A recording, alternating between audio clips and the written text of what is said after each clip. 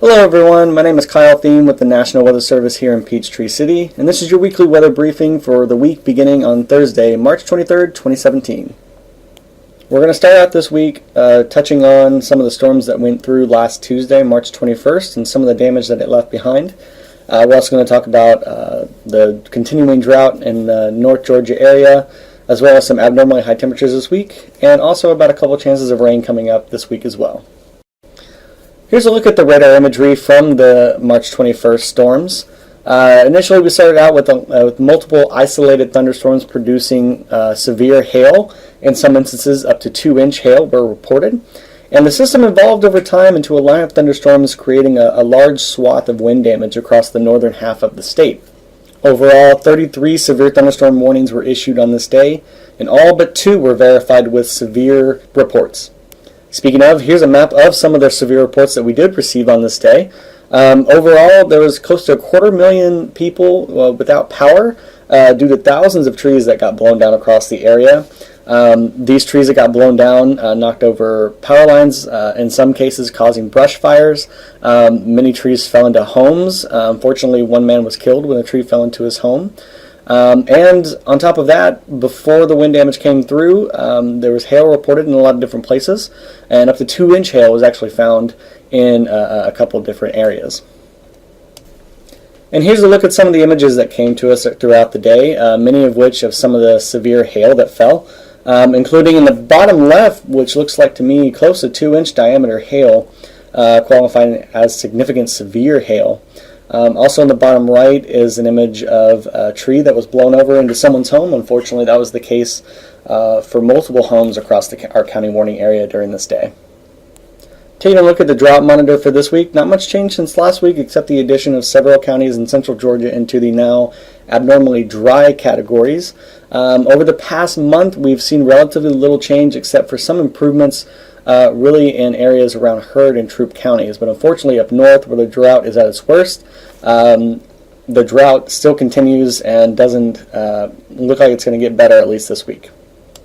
Cool air off of the Appalachian Mountains should make its way from the northeast into the county warning area today, leaving our high temperatures to be in the mid-60s across most of the north and central Georgia area. However, temperatures should increase over the next several days, with highs reaching around 70 for Friday and in the mid-70s on Saturday, and possibly even low 80s around the Dublin and Macon areas.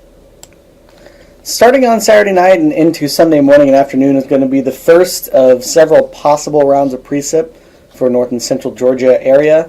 A weak surface low is going to be centered across northern Illinois, but some upper level lift combined with some warm, moist flow from the Gulf are going to cause the chance for showers and some possible thunderstorms, again starting Saturday night into Sunday morning. The cold front from this low is going to be draped across the Mississippi River Valley area, but because the system is weakening, that cold front should stay to our north as this system evolves.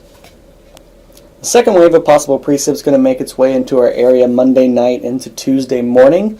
Now this system does initially look stronger, however there is some confidence issues as to how this system is actually going to evolve, which means right now we're only putting about a 40% chance of rain in our area, at least at this time. Again, just like on Saturday night into Sunday morning, instability is going to be a big problem as far as thunderstorm development. So right now we are expecting mostly rain. However, again, possibility of thunderstorms cannot be ruled out, at least this far out. And even though we might have a couple systems come through our area, we're not really expecting much rainfall to come of it. This time of year, on average, we're getting about 1 to 2 inches a week. So unfortunately, if this were to pan out, our drought situation isn't going to improve very much. But from Saturday into Tuesday night, I'm expecting about 1 inch of rain, possibly in the Blairsville, North Georgia mountain areas, to about maybe 1/2 inch in Atlanta and less as you go further south. So unfortunately, if this were to pan out, it's not going to help our drought situation much.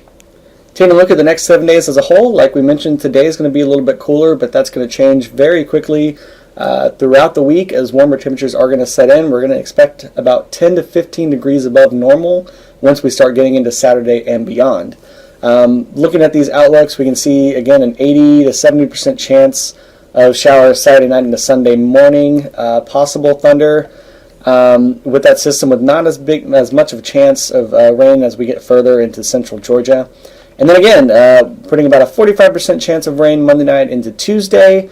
In northern Georgia with about 30% in central Georgia for that system. But again, we're going to get temps getting into the high 70s across most of our county warning area and into the 80s as we get into the Columbus, Macon, Warner Robins area for the rest of the week. All right, so one last time, very active severe weather day last Tuesday on March 21st with over 33 severe thunderstorm warnings issued, mostly all of which verified with hundreds of reports coming in of severe weather damage being reported across the state. The drought still continues, especially for North Georgia, and it doesn't look like it's going to improve at least for the next week. Abnormally temps are going to be expected across the region for the next, starting on Saturday for the next several days, probably until our next weather briefing. And a possibility of thunderstorms is going to exist both Saturday night and Tuesday night into Sunday morning and Monday morning, respectively. And that's been your weekly weather briefing. Once again, my name is Kyle Thiem with the National Weather Service here in Peachtree City. Please stay tuned at weather.gov/Atlanta or our Twitter and Facebook pages for the latest updates as this forecast evolves over the weekend and into early next week. Hope you have a good weekend.